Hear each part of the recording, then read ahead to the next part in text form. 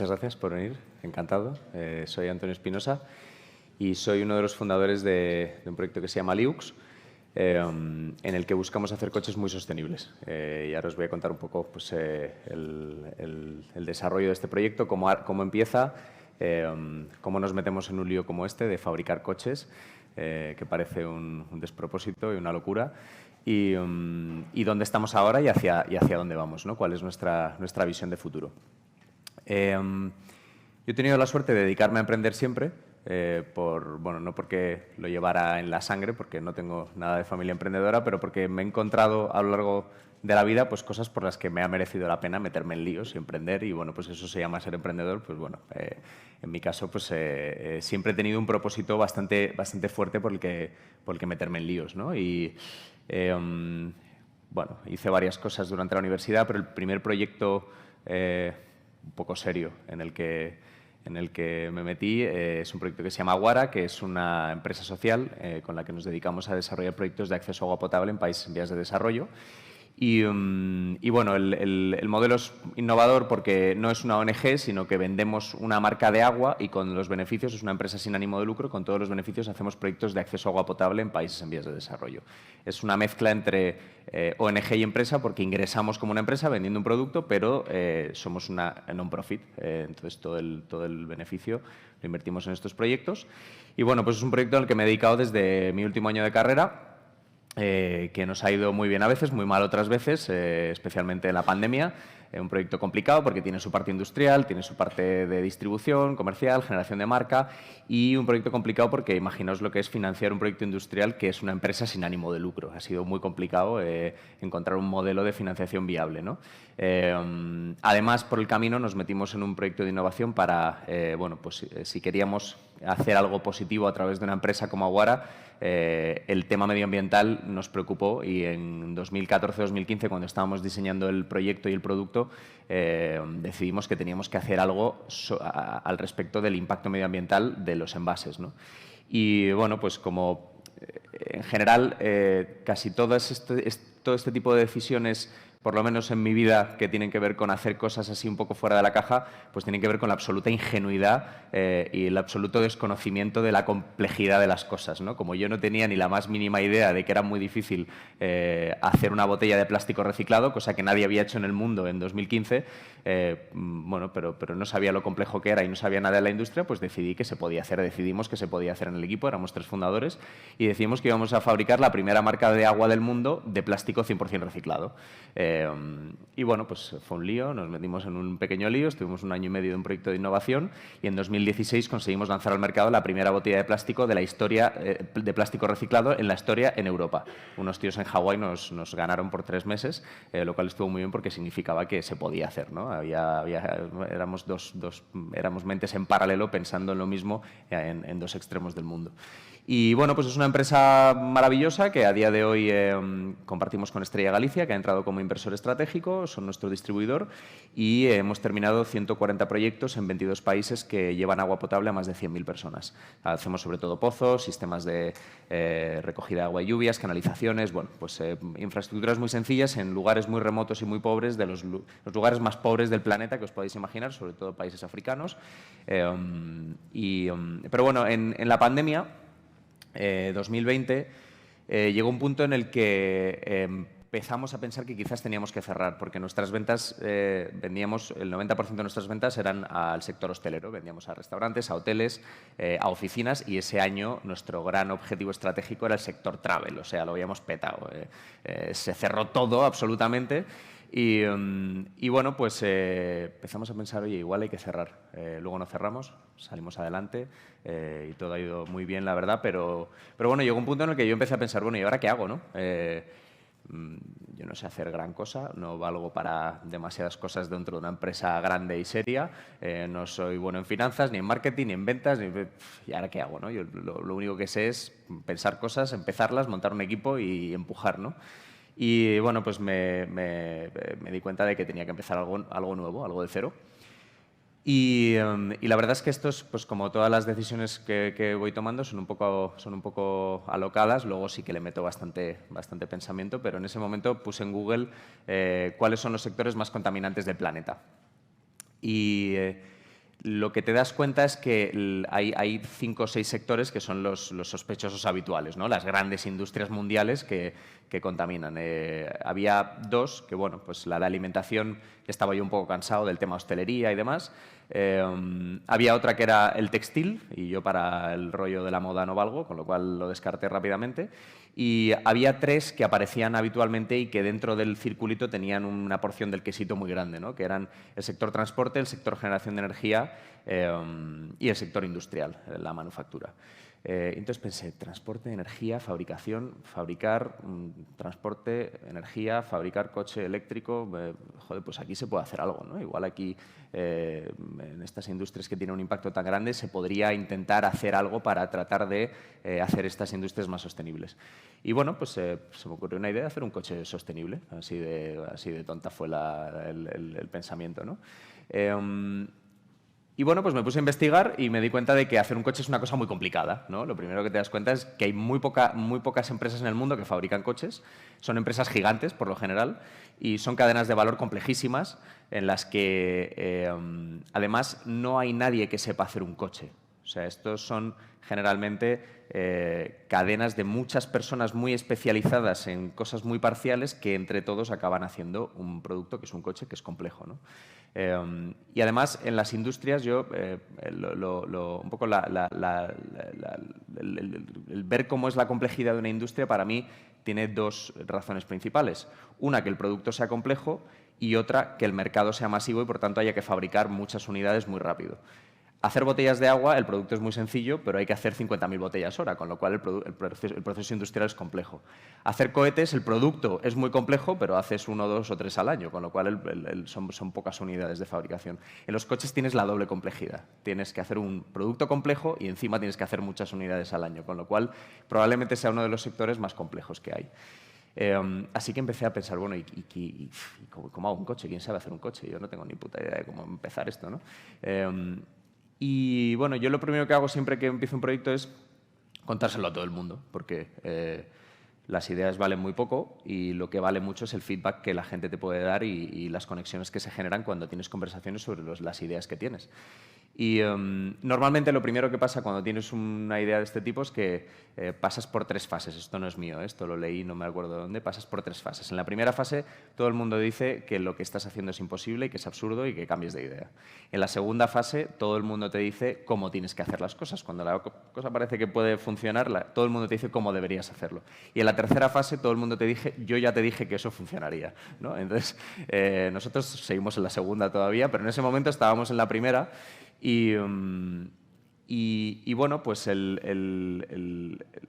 idea de encontrar a alguien que supiera hacer un coche, empecé a hablarla con mucha gente, todo el mundo me decía que era una locura, hasta que alguien me dijo, oye, pues hay un tío en Alicante que hizo un coche y lo presentó en Le Mans en 2017, un coche, un supercar de 1000 caballos, híbrido, una cosa así entre la realidad y la mitología. Y le dije, joder, pues tío, no sé, consígueme el teléfono de este hombre. Y le llamé y le dije, oye, quiero ir a verte a Alicante, a ver qué haces ahí, te voy a contar una historia, un proyecto. Entonces llegué a Alicante y conocí a David, mi socio, David Sancho, y le dije, oye, pues es que quiero hacer un coche sostenible, quiero hacer el coche más sostenible del mundo. Y fue la primera persona que en vez de decirme, estás loco, me dijo, bueno, pues vale, pues mola la idea. Y entonces me enseñó lo que había estado haciendo. Y es pues una persona muy especial porque es de estas personas de altas capacidades. Su padre era psiquiatra, comprendió que su hijo en el colegio no tenía mucho que hacer, le mandó a restaurar coches clásicos con 15 años, porque era su gran pasión, y a los 21 era profesor de 7 universidades de rinoceros, que es como un AutoCAD, pero de diseño industrial. Top 10 usuarios mundial, ha diseñado para grandísimas empresas como Navantia, ha sido el diseñador de Astondoa, todos los yates que hace Astondoa en Alicante son diseños suyos, tiene un premio al mejor diseño de yate del mundo, y bueno, pues con el dinero que iba generando con su estudio de diseño se metió a desarrollar un coche, y entre 2011 y 2017 desarrolló el Boreas, que es una especie de barbaridad, un híbrido con un motor V12 de desarrollo propio, con un powertrain eléctrico de 200 caballos, 1000 caballos en total de coche, un diseño impresionante. Y bueno, cuando yo lo encontré estaba en un momento muy malo, ¿no? Porque él, con el cierre, con la pandemia, se cerraron las fronteras, él trabajaba sobre todo para empresas internacionales y estaba en un momento muy complicado. Y pues dijimos, bueno, pues oye, estamos jodidos los dos, pues nos juntamos y vamos a hacer algo chulo, ¿no? Entonces, bueno, pues esto fue en octubre de 2020 y nos pusimos, esto fue una conversación que empezó, duró un año la conversación y le dimos forma a una primera visión, a un primer business plan, levantamos una ronda de financiación en diciembre del 21 y en febrero del 22, hace menos de un año y medio, contratamos a la primera persona del equipo. Y bueno, pues un poco yo lo que os voy a enseñar ahora en la presentación es un poco el pitch que tenemos ahora, que tiene un poco que ver con las necesidades que hemos ido encontrando en el mercado, las tecnologías que hemos ido desarrollando al servicio de la sostenibilidad, cómo se hace realmente un coche más sostenible, cómo es nuestra visión al menos, y un poco los pasos que hemos ido dando, ¿no? A ver si esto... Bien.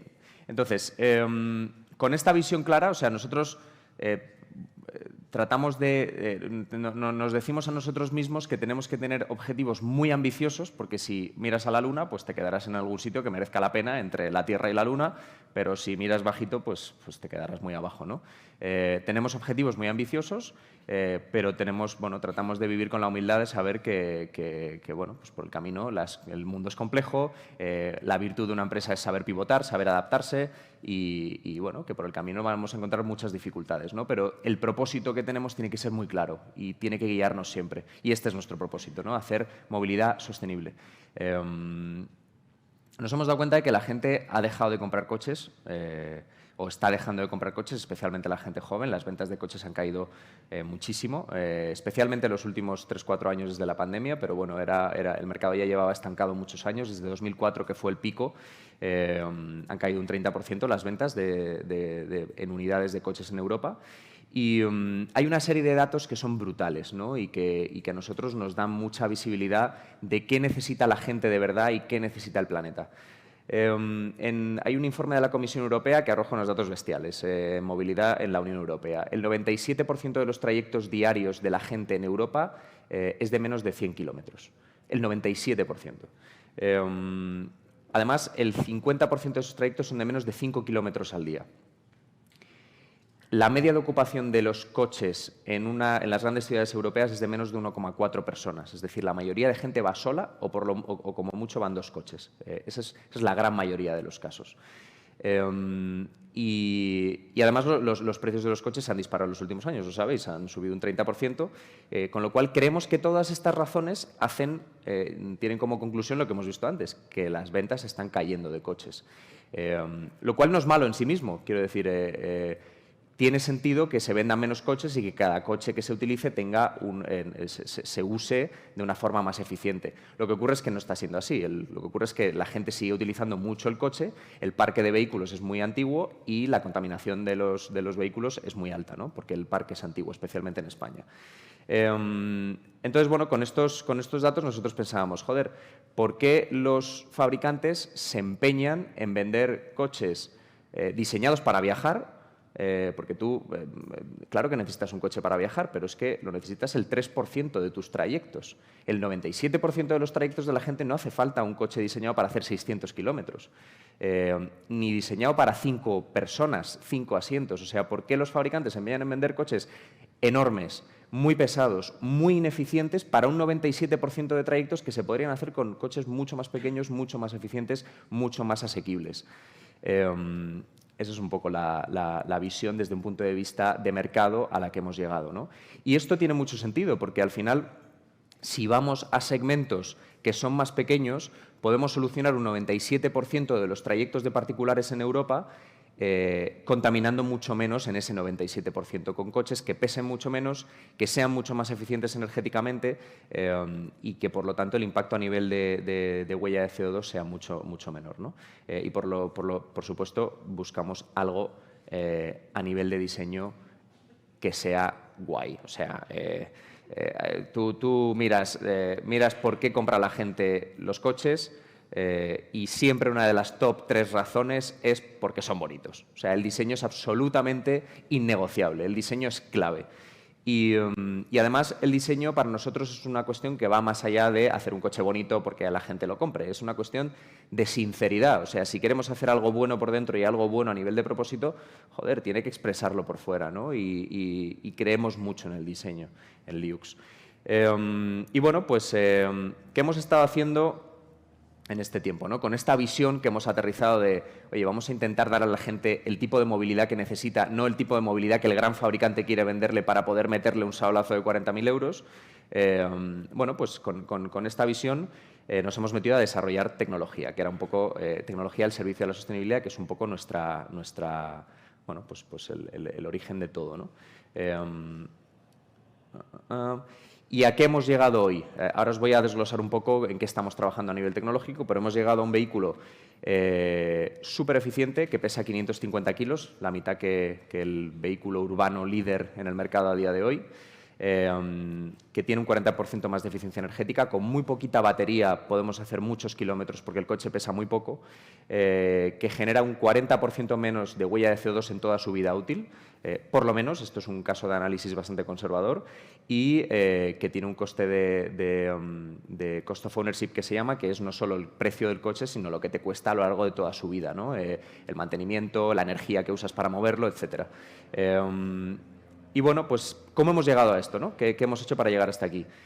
Lo primero, aquí hay un vídeo que no sé si se puede reproducir. No, no se puede reproducir. Bueno, básicamente es una pena porque el vídeo lo explica bien, pero bueno, podéis meteros en nuestras redes sociales y tenemos un poco de esto contado. No demasiado porque es una IP que estamos patentando, así que tampoco podemos contar demasiado, pero básicamente lo que hemos hecho es sustituir los metales o la mayoría de los metales que conforman el chasis y la carrocería de un coche por un material que es un composite, se comporta muy similar a la fibra de carbono, pero es un composite biobasado, es decir, está hecho a base de materia prima vegetal. Utilizamos una fibra que es fibra de lino. El lino tiene unas propiedades mecánicas brutales, es un material abundante, barato, y muy sostenible. Requiere un proceso de fabricación con muy poca energía, con muy poquitos procesos. Y bueno, pues hemos hecho un composite biobasado que es fibra de lino y una resina biobasada. Se comporta como una fibra de carbono, es decir, no es tan ligero como la fibra de carbono, pero tiene unas propiedades mecánicas brutales, que son un requisito para una aplicación de este tipo.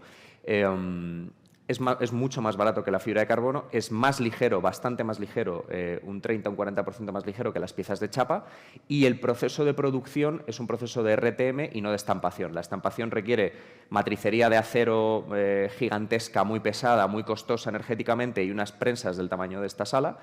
Y el RTM es un proceso que, aunque es una prensa, no requiere una gran presión y no requiere impacto. Entonces, esto tiene una serie de consecuencias a nivel del impacto medioambiental que tienes en la producción, y ahora os contaré la siguiente derivada. Con esto hemos hecho tanto el monocasco, todo el chasis superior del coche, como la carrocería. Y esto nos permite tener un material mucho más sostenible, más ligero y competitivo en precio con la chapa estampada, mucho más barato que la fibra de carbono, que hemos visto que BMW en la serie I ha desarrollado todo este concepto de vehículo con composites, pero es que es completamente impagable. O sea, es tan caro que los costes del coche se disparan. Esta es un poco la estructura del vehículo. Veis que tenemos una plataforma de aluminio inferior, que es donde van alojados los battery packs, el motor, bueno, pues todo el powertrain del coche. Aquí no está en este chasis, pero sí que está en la parte de atrás. Veis que hay un backend, que son 2 vigas, que son las que resisten el impacto trasero. En la parte frontal hay algo similar. Y todo el monocasco lo hacemos de fibra de lino. También la carrocería, el battery pack también. Y esto, ¿cuál es la siguiente evolución que le hemos dado a nivel de arquitectura del vehículo? Hacer un battery pack extraíble. Es decir, nuestra visión es que el activo coche y el activo batería hay que tratarlos de manera diferenciada. ¿Por qué? Porque el activo batería es el que está generando la obsolescencia del coche a día de hoy. La tecnología de baterías está evolucionando muchísimo. En los próximos 5 años, el nivel de disrupción que va a haber en materiales mucho más sostenibles que el litio. Ya hay una batería, BYD ha lanzado la primera batería de sodio en un coche de producción. baterías de estado sólido a partir del año 2024. El nivel de desarrollo es exponencial. Entonces, si tú estás soldado a una tecnología de batería en 2024, en 2025, 2026, 2027, el riesgo de obsolescencia es altísimo, con lo cual el valor residual de tu coche se va a pique. Eso tiene una serie de consecuencias pues, en todos los sentidos, a nivel financiero, a nivel usuario. Entonces, para nosotros, separar la batería del coche tiene mucho sentido por muchos motivos. Uno, evitar la obsolescencia de tu coche. Tienes un battery pack obsoleto que puedes actualizar. Dos, poder darle una segunda vida a esa batería, es decir, cuando la vida útil de esa batería termina, le queda un 70 o un 80% de capacidad.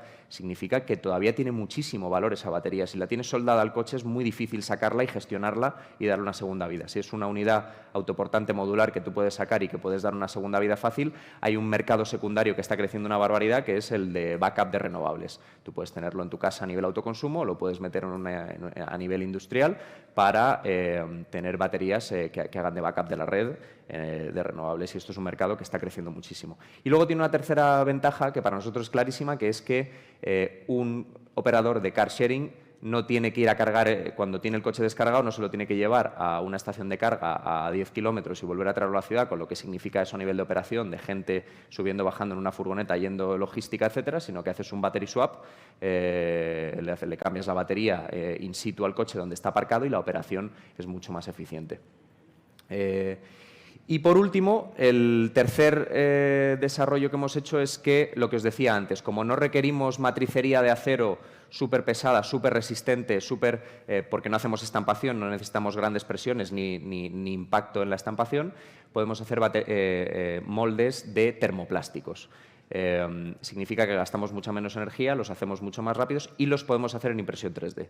Hemos desarrollado nuestro propio robot de impresión 3D, lo tenéis también en nuestras redes y demás. Es un robot que tiene dos cabezales, uno de impresión y uno de posmecanizado. Imprime la preforma del molde, posmecaniza y deja superficies perfectas para tener moldes de producción que tienen muchos menos ciclos que los moldes de acero, es decir, no podemos hacer 1 millón de unidades de cada pieza con estos moldes, pero es que nosotros no vamos a hacer 1 millón de unidades de coches, ni el año que viene, ni el siguiente, ni en los próximos 5 años. Con lo cual, ¿para qué necesitamos trabajar con las escalas de la gran industria cuando nuestras escalas son otras y podemos ser mucho más flexibles y mucho menos intensivos en capital? Y esto lo hemos planteado en un sistema de mini factorías que son completamente circulares, porque la resina que estamos utilizando para fabricar los composites es una resina que se puede disolver, se puede recuperar la fibra y la resina y volver a hacer piezas con piezas que después de un crash o piezas que han salido mal en fábrica se pueden reciclar por completo. Entonces, esta fábrica es completamente circular, es una mini fábrica que hemos diseñado. No os imaginéis una gigafactoría de Tesla o Martorell, no, es una fábrica muy pequeñita, 6.000 metros cuadrados, que hace un máximo muy apretado de 15.000 coches al año. 15.000 coches parecen muchos, pero para esta industria es una caspa. Pero nuestro modelo es validar que podemos hacer fábricas pequeñas, que no hace falta hacer gigafactorías y podemos ser rentables porque nuestros procesos productivos son mucho menos intensivos en capital. Con todo esto, hemos prototipado un primer coche, que es el Lux Animal. Lo presentamos en noviembre, lo hemos presentado en Vivatech la semana pasada en París. Y bueno, pues esto es una barbaridad, es un coche de 4 puertas, 5 plazas, 240 caballos, aceleración de 0 a 100 en 5 segundos, bueno, pues una barbaridad para competir pues, con un Tesla, pero que queríamos hacerlo como primer prototipo porque queríamos testearnos en el segmento más complejo del mercado. Es decir, hacer un coche pequeño como el que vamos a industrializar es más sencillo en todos los sentidos, a nivel de desarrollo, de complejidad, de arquitectura, estructural. Y hacer un supercar es también mucho más fácil porque te puedes permitir muchas más licencias. Cuando haces un supercar no tienes que pensar en procesos productivos, en eficiencia, en costes. Aquí había que hacer un ejercicio de decir cómo diseñamos y cómo hacemos ingeniería para un segmento que es masivo, competitivo y complejo a nivel tecnológico. Y bueno, pues con todo este desarrollo y con este vehículo que es 100% funcional, lo podéis ver en nuestras redes también, porque el vídeo no funciona, pero es un coche totalmente funcional, lo hemos estado puteando a tope, haciendo trompos, acelerando a lo bestia, nos hemos cargado hasta el palier del coche de las liadas que le hemos hecho, pero nos ha servido de un aprendizaje brutal y lo hemos hecho en 9 meses además, que ha sido, hay varios youtubers que no se lo creen y que nos dicen que todo es mentira y que el coche es un coche de barro y que es que lo dirigimos con radiocontrol, que no tiene motor y que en realidad es una maqueta, que es imposible hacer un coche en 9 meses. Bueno, estas cosas que pasan, ¿no? Entonces, después de de este desarrollo nos hemos metido con toda esta experiencia a aplicarla al Gecko, ¿no? Que es este vehículo pequeño. Es una pena que no funcione el vídeo, pero bueno, lo podéis ver. Y para nosotros tiene mucho sentido este segmento porque cumple muchísimas cosas que creemos que tienen sentido a nivel de movilidad urbana. Es un vehículo muy seguro para la movilidad urbana, es una homologación L7, que es técnicamente un cuadriciclo pesado, pero no tiene las limitaciones de los microcar, es decir, este coche puede ir a 90 km por hora, puede salir a autopista, o sea, te soluciona toda la movilidad urbana a nivel metropolitano en las grandes ciudades, que un microcar de L6 no te soluciona porque tiene una velocidad máxima de 45 km por hora y no puede salir a autopista, pero no tiene la complejidad, el grandísimo coste de desarrollo y para nosotros la complejidad innecesaria y el sobredimensionamiento que tienen los turismos para ese 97% de desplazamientos diarios, ¿no? Con lo cual, bueno, pues estamos en este lío, como veis, tratando de hacer algo que aúne muy bien una visión muy radical de sostenibilidad, pero también una visión muy radical de cómo llegamos al mercado de manera eficiente, sabiendo que estamos en España y que no podemos levantar 100 millones de euros con una presentación de PowerPoint, que hay mucho menos apoyo público, o sea, que en general el tejido es mucho más hostil a este tipo de proyectos, tratando de reducir el CAPEX lo máximo posible y tratando de ser muy eficientes en nuestros desarrollos. Y bueno, pues aquí estamos con esta aliada, ahora levantando una ronda de inversión de 10 millones de euros para montar nuestra primera microfábrica. Y bueno, pues yo creo que aquí había otro vídeo, disculpad que no funcione, pero bueno, todo esto con un equipo espectacular, somos 20 personas, directamente trabajando en el proyecto hay unas 45, porque al final no tenemos todo internalizado, tratamos de tener una estructura muy liviana. El Powertrain lo desarrollamos con una empresa, con un partner externo, el software también, la robótica también. O sea, trabajamos mucho en red para nosotros tener dentro lo que es lo que digamos es integrador y estratégico, pero fuera nos apoyamos en los mejores, en los que hacen cada cosa, y lo bueno de este país es que hay un tejido en este sector de automoción, tanto de desarrolladores como de fabricantes de componentes, espectacular, ¿no? que está muy poco valorado. Y bueno, pues nada, gracias. Cualquier pregunta, encantadísimo.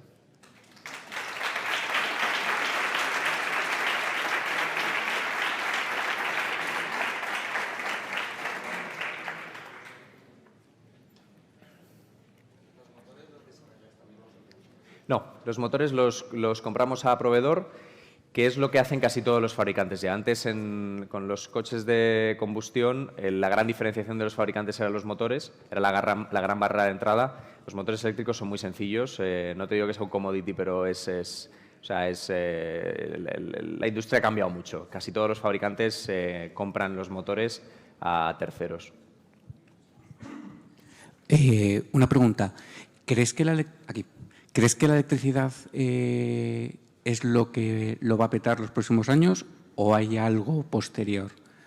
Ajá. Combustibles sintéticos, etcétera, etcétera, etcétera, que se está hablando mucho. Sí. Bueno, hay como mucho caos, ¿no?, de información sobre esto. Nosotros en el hidrógeno creemos poco a día de hoy, por ejemplo, porque desde un punto de vista termodinámico el proceso es muy ineficiente. Desde que tienes energía, generas hidrógeno, lo transportas y lo vuelves a convertir en energía, las pérdidas son superiores al 70%, mientras que si tienes energía, la transportas, la metes en un coche, las pérdidas son menos de un 10%. Para coches urbanos ligeros, no hay nada que pueda competir con un coche eléctrico. O sea, el vehículo es muy eficiente y para bajos pesos, el motor eléctrico, el vehículo de baterías no se puede competir contra esta tecnología, ¿no? Además, hay una virtud que tienen que se dice, no, es que el coche eléctrico no descarboniza, solo deslocaliza las emisiones. La realidad es que si te metes a fondo, sobre todo con el mix de generación que hay en España y en Europa, la cadena de valor en general del vehículo eléctrico es mucho más sostenible que la del vehículo de combustión. Y lo que se dice que solo se deslocaliza las emisiones es que es algo poco desdeñable. O sea, deslocalizar las emisiones es súper interesante porque al final, si no, lo que tienes es las emisiones donde la gente vive. Y a nivel de enfermedades y de impacto en la salud de la gente es brutal lo que significa, ¿no?, estar emitiendo todo el día con coches en las ciudades. Con lo cual, desde todos los puntos de vista, al menos para vehículos urbanos ligeros, la electrificación es, a día de hoy por lo menos, en nuestra visión, sin ninguna duda, la ganadora. Para vehículos muy pesados, a día de mañana, el hidrógeno para aplicaciones industriales puede ser. Desde nuestro punto de vista, en este segmento es imbatible. Hola, aquí. Sí. Soy Víctor Pérez de Mía. Oye, me ha parecido muy interesante lo que has comentado en relación con el tema del material del chasis, ¿no?, que tiene una base de material orgánico, lino, has hablado, ¿no? Entonces, yo tenía dos dudas en ese sentido. En primer lugar, ¿cuál es la vida útil de este material? Si tiene una vida útil análoga a los materiales que se suelen utilizar en la industria. Y luego, desde el punto de vista de la recuperación del material, si habéis tenido en cuenta el tema de la pintura, porque esto va pintado y entiendo que luego para la recuperación pues algún tipo de influencia tendrá. ¿Cómo habéis solucionado eso? Muy buena pregunta. Sobre la segunda, el material, lo que le da... Bueno, empiezo por la primera. La durabilidad del material tiene que ver con la resina. Al final es un composite y tú tienes resina y fibra. La fibra puede ser de base orgánica, pero tiene un tratamiento térmico que la esteriliza completamente, y lo que le da la durabilidad, porque es lo que está expuesto, es la resina. O sea, tú cuando tocas el material por fuera no estás tocando una fibra, estás tocando la resina que impregna el material. Y las resinas son las que le dan la durabilidad, y las resinas están más que solucionadas. O sea, la resistencia a cualquier cosa, ácidos, uva, de estas resinas es bestial. La recuperabilidad con respecto a la pintura es una muy buena pregunta. Es uno de los temas complejos que hay en automoción, pintar un coche, aunque parezca una tontería. Y en nuestro caso lo solucionamos de dos formas. Uno, no pintando el coche, es decir, nuestra visión es no pintar la carrocería de los coches. Vender los coches, lo habéis visto, tiene una máscara pintada de colores distintos, pero la carrocería, igual que un Lamborghini deja la carrocería vista en fibra de carbono, nosotros queremos dejarla vista en fibra de lino. Pero si hay que pintar, se pinta con pinturas al agua, que tienen un proceso un poquito más complejo que otras, pero que se pueden disolver también. ¿Sí?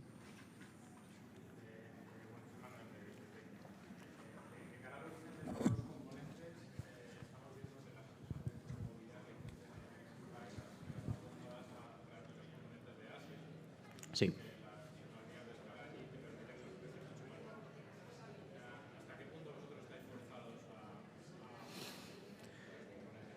Pues nosotros el 80% del coche lo hacemos en Europa, casi todo en España además, a nivel de componentes, pero en la electrónica no nos salvamos. La electrónica, ese 20% de componentes que tienen que ver con electrónica, celdas de baterías, BMS, el motor hemos conseguido que no. El motor ahora mismo viene de Estados Unidos y estamos validando una opción en Europa.